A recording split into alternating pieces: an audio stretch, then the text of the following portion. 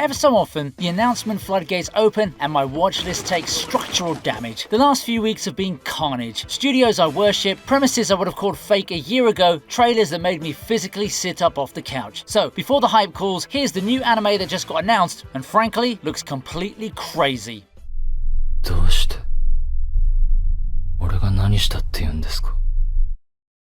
なんで俺だけいつも辛いんですか？ A world where the sun hasn't shown its face in 100 years, the plants are dead, and the air is quietly running out. The fix humanity landed on? Turned dying people into trees. That's Fall Night, and the second I read that logline, I knew I was in trouble. A young guy named Toshiro Kamiya, broke, scraping together money for his sick mother's medication, signs up for transfloration. Get a seed planted in your body, become a plant, problem solved. Grimm doesn't begin to cover this one. I was sold because of the pairing behind it. Sunrise and Shaft sharing a project for the very first time, which is like two rival chefs agreeing to cook one dish. Netflix is putting it out this year. I've no idea how the tone holds together, and that uncertainty is exactly why I can't look away. 早く俺の体に種埋めて、綺麗な花にしてくれ。Right, let me lighten the mood before I spiral.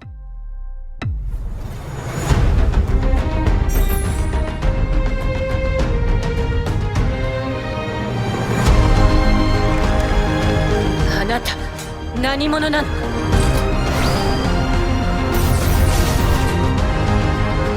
たとえバカにされようと、俺が強くなるにはこれしかねえ。テムパルだ。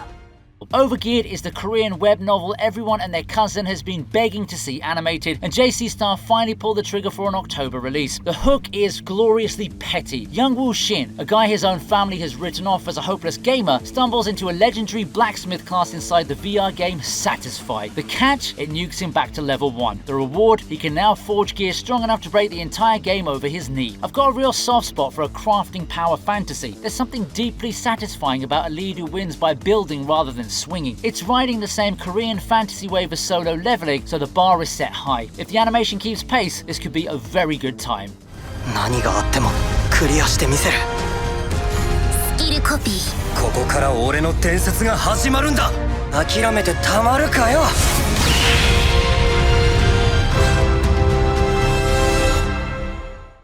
I've been quietly insisting for a while now that donghua are about to gatecrash the mainstream, and call me Lord Eerie Bailiff feels like evidence for the prosecution.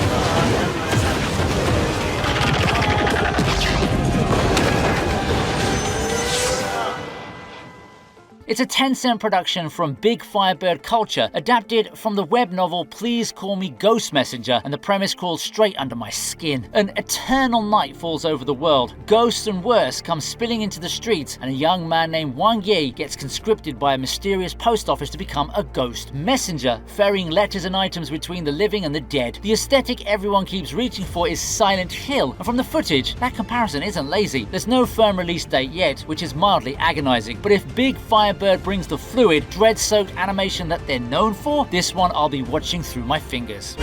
缺的是能在鬼域活下来的狠人。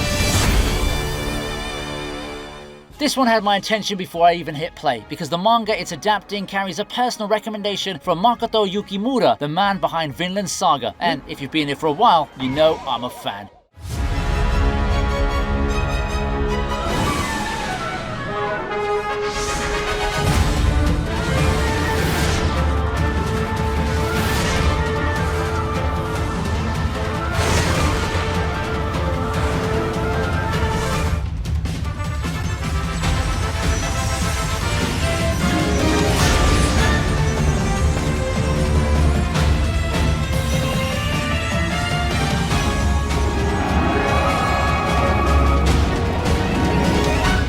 If he vouches for a war story, then I'm definitely listening. The Bugle call follows Luca, a boy with literal branches growing out of his head who serves as a bugler in a mercenary outfit while dreaming of becoming a musician. His gift is wild. He can see sound, turning it into light he uses to command troops in the middle of a battlefield. It's a dark military fantasy with a magic system I genuinely haven't seen anyone attempt before. Cyber Agent's new in-house studio is handling it for a 2027 debut, and I'll be honest, a brand new studio is a gamble, but the premise alone, plus that Yukimura stamp of approval, has me cautiously, dangerously optimistic.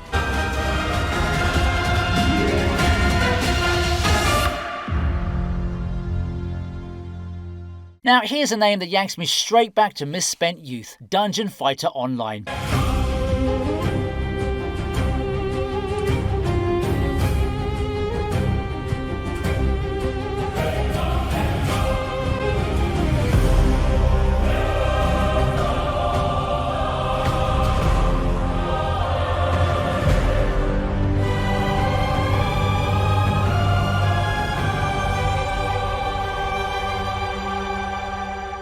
If you somehow missed it, DNF is one of the highest grossing games ever made, a class-based side-scrolling beat-em-up set in the world of Arad, where you pick a fighter and carve a path through dungeons crawling with demons. It's been quietly printing money for 2 decades, and now Tencent is finally giving it the full donghua treatment. I'll be straight with you, solid plot details are still thin on the ground, but the animation in that reveal, absurd. The kind of fluid, weighty, gleefully over-the-top action choreography that Chinese studios have been sharpening for years, and it looks like they emptied the budget into this one. I'm wary of game adaptations as a rule, they've burned me plenty of times. This trailer though has me properly curious. Show me the dungeons.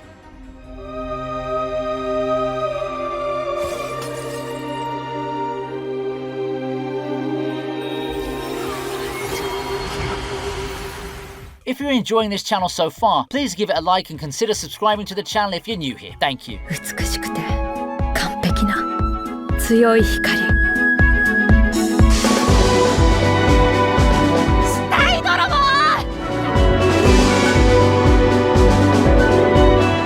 あなたは知る権利を手に入れた。 A broke near future. People who are supposed to be dead start standing back up and attacking the living. And the government's answer isn't soldiers, it's scientists, dissecting the brains of the dead to work out what they saw before the end. That's LONA, WIT Studio's new original for spring 2027. And it's the exact kind of premise that makes me lean toward the screen. What got me properly excited is the team. It's the anime debut script from Akiko Nogi, one of the sharpest live-action drama writers working in Japan. WIT going fully original on its 15th anniversary with that pedigree behind it, I don't need a plot synopsis to know I'm booking the time off. じゃあ行ってみよう。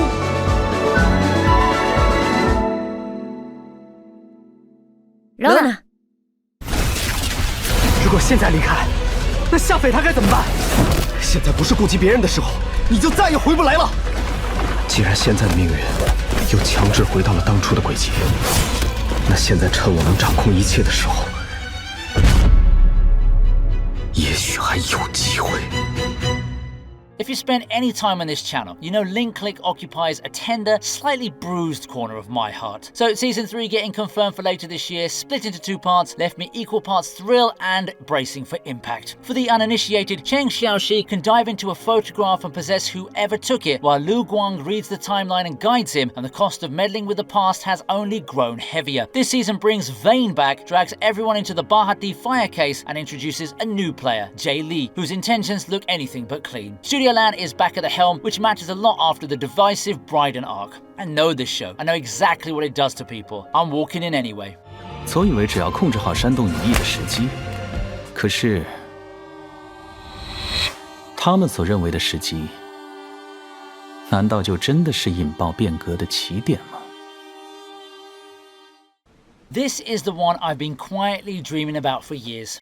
女はまだしばらく生きていた。なぜか女の目だけがこっちを見ている。誰なの？君。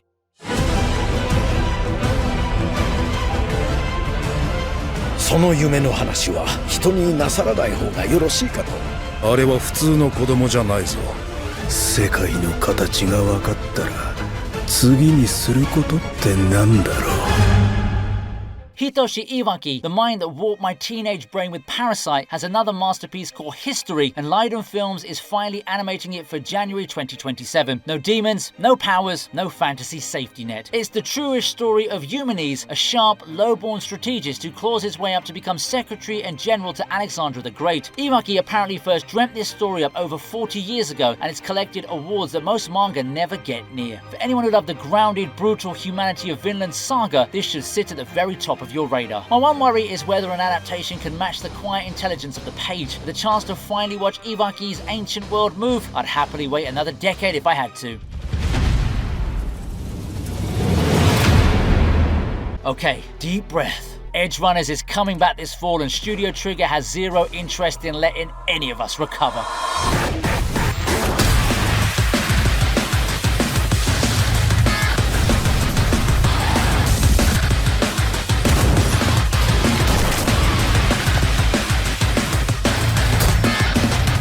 Before you panic about David and Lucy, this isn't a continuation. It's a fresh standalone 10-episode story, new crew, same merciless night city. The lineup they've teased is filthy. Wheat Kingsley, a washed-up legend forced to survive without Chrome. D, a Snake Nation netrunner hunting whoever wiped out his clan. A documentarian chasing real stories in a city that stopped telling them. And a corpo kid gone feral. The teaser, scored by Rico Nasty, is the usual trigger barrage of gunfire and glitching cyberware. The detail though that's got me buzzing, Kai Igarashi, who directed the original's best episode, is steering the whole thing now. Season 1 rescued an entire video game and walked off with Anime of the Year, so no pressure. I'm recklessly, irresponsibly excited.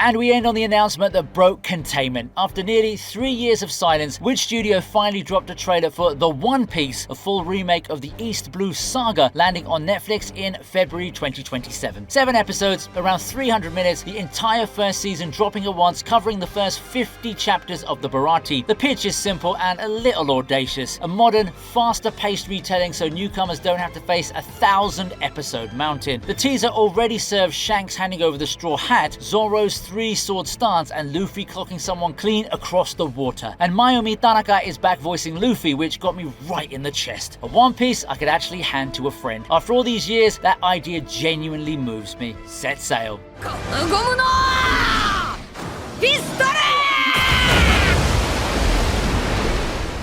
And that's the haul, a pile of announcements with the collective power to vaporize whatever free time I had. Which one cracked your skull open? Which am I criminally sleeping on? Tell me in the comments. Fight about it amongst yourselves, and I'll catch up with you when the next wave inevitably wrecks my schedule all over again. Later.